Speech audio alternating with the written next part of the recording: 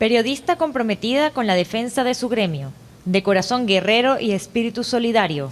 Diputada a la Asamblea Nacional por el Partido Socialista Unido de Venezuela y pilar histórico de nuestra radio, donde supo ser siempre la voz de los desposeídos. Es un gran gusto el día de hoy estar acompañado por Desiree Santos Amaral. Bienvenida, Desiree, a Sobre el Escenario, desde el Teatro del Círculo Militar de Caracas. Agradecidos por que hayas aceptado nuestra invitación. Bueno, más agradecida estoy yo, imagínate. ¿Cómo se siente ser entrevistada? ¿Estás acostumbrada? No, estoy acostumbrada a que me entrevisten, por supuesto, pero es un gusto estar contigo en este programa tan bonito. Ay, muchas tan gracias. Humano. Muchas gracias, Desiree.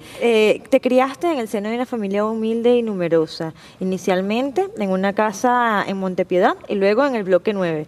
¿Qué recuerdos tienes de tu infancia, los primeros recuerdos que tienes? Bueno, fue una infancia muy linda, ¿sabes? Porque primero, pues en Montepiedad, en donde yo nací, en la parroquia Catedral de Caracas, o sea, yo soy caraqueñísima. Y era muy sabroso. El barrio donde yo nací era un barrio muy lindo y además con una vecindad muy hermosa. Mi papá y mi mamá eran dos seres humanos extraordinarios, muy buenas gentes, muy dulces, muy cariñosos y a la vez muy firmes en su principio. Mi papá es comunista, mi mamá cristiana, y éramos una familia bien bonita, muchos hermanas y hermanos, y en el barrio compartíamos todo. Estudié en las escuelas, en escuela pública, y bueno, la niñez mía fue muy linda. Además, yo fui la reina de la escuela todos los años, y todas nosotras. Eso no lo dudo. No, y todas nosotras, todas las hermanas, éramos las reinas de cada grado, porque estudiábamos todas en el mismo colegio.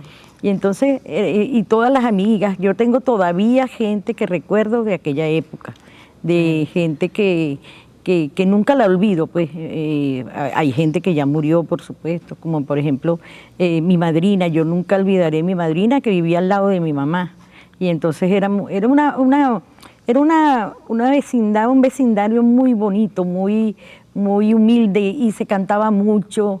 Los días de la Virgen nos invitaban a cantar, y íbamos a la escuela con alegría, éramos muy humildes, pero teníamos muchos valores, y mi papá y mi mamá sabían imprimirnos a nosotros ese valor de estudiar, de trabajar. Yo recuerdo que mi papá siempre nos decía: estudia y no serás cuando crecido ni el juguete vulgar de las pasiones, ni el esclavo servil de los tiranos.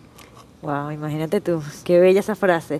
Desiree, desde muy pequeña te manifestabas bien en contra de las injusticias, alzabas tu voz para defender a las mujeres, el derecho de las mujeres, el derecho que tuvieran todos a una justicia igualitaria.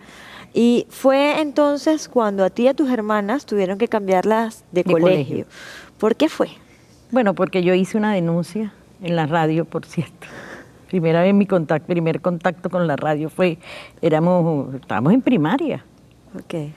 Y un maestro de educación física manoseaba a las muchachas y yo lo denuncié. ¿Y cómo lo tomó el colegio eso? Bueno, eso fue un escándalo. Claro. Eso fue un escándalo, e incluso mi hermana mayor también me apoyó, porque mi hermana mayor también influyó mucho en nosotras. Mi hermana Gloria, que es una mujer con una militancia política, una convicción política muy grande. Y ella nos cuidaba muchísimo, ella nos ayudó, todas nuestras hermanas mayores, y mi hermano mayor también nos cuidaba mucho, nos ayudaba mucho. ¿Y tus padres qué dijeron? Y mi padre, bueno, mi papá le pareció un acto valiente más bien, y bueno, y nos sacaron del colegio. Claro. ¿Soñaste alguna vez ser diputada revolucionaria? No, jamás. Yo nunca pensé en que... ¿Qué soñabas ser? A mí me gustaba siempre ser periodista, siempre quise ser periodista. Cuando yo estaba en bachillerato, me preguntó mi profesor Manuel Bermúdez, que fue mi profesor de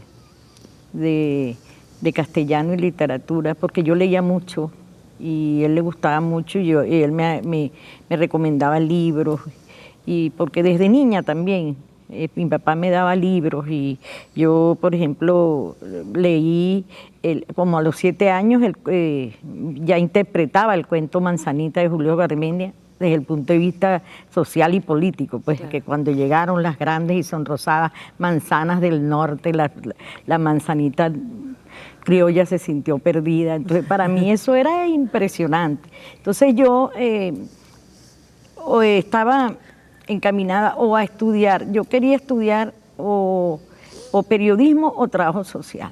Y el profesor incluso me dijo que en cualquiera de las dos carreras era buena, iba a ser bueno, porque eran muy bonitas, pero que me recomendaba que estudiara periodismo porque le gustaba como yo escribía. Ah, bueno. ¿Y sucedió? Sí, sí. De eso me vas a hablar adelante. Esa misma voz que usaste para, digamos, denunciar o reclamar esas injusticias, fue la voz que luego se convertiría en la primera voz femenina de una popular radio. Vamos a hablar de eso también al regreso. Ya venimos con más de la diputada Desiree Santos Amaral sobre el escenario.